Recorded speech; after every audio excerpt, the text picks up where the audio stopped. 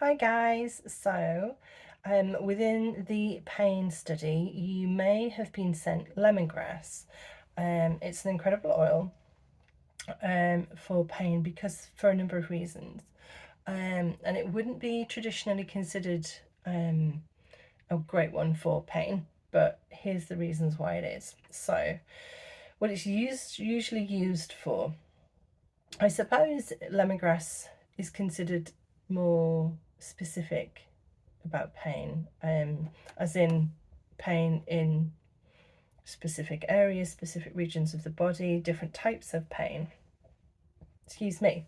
So, it's incredibly good for carpal tunnel syndrome, for cramps, and I think particularly kind of restless legs.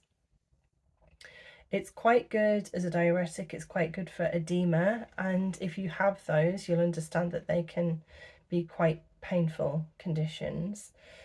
Hernias, lymphatic drainage, as I've just mentioned, paralysis, muscular dystrophy, those kind of things, strains, muscular strains.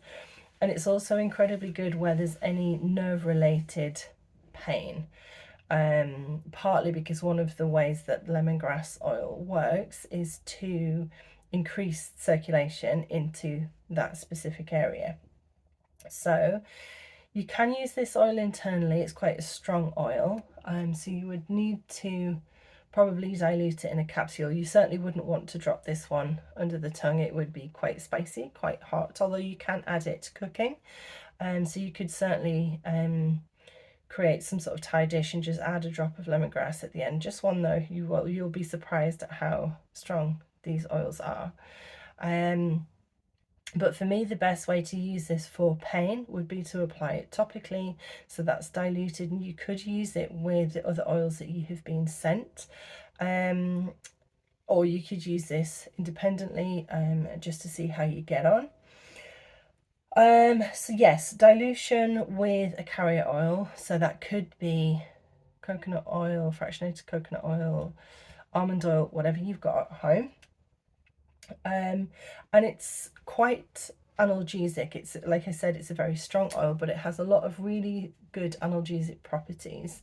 And it does that by moving liquid out of the area. So if you have inflammation, if you have edema, it will help to release the edema and release the pressure, the pain that's felt from liquid in that area.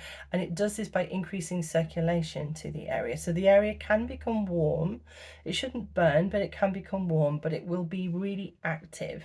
And some people do describe that when they use lemongrass topically, it can almost like feel like quite a fizzy sensation, like a kind of pinging sensation, because what it's doing is bringing nerve endings and capillaries and whatnot. It can kind of, it doesn't bring them back to life, they're not dead, but it reconnects them. It kind of joins and bridges up gaps where there is gaps between nerve fibers, and it can kind of really stimulate. So it can feel a little bit uncomfortable. It's not anything that's unbearable, but it's just to bear that in mind. So yes, anti-inflammatory, analgesic, sedative, vasodilator. Like I said, it increases the circulation to the area. Historical uses, let's look at this. Lemongrass has been used for infectious illnesses and fever, as an insecticide and as a sedative to the central nervous system. So that's really interesting, because the central nervous system, part of our central nervous system, is what is responsible for pain in our body. But yeah, it can be really supportive for like kidney disorders, fluid retention, all of those sorts of different things.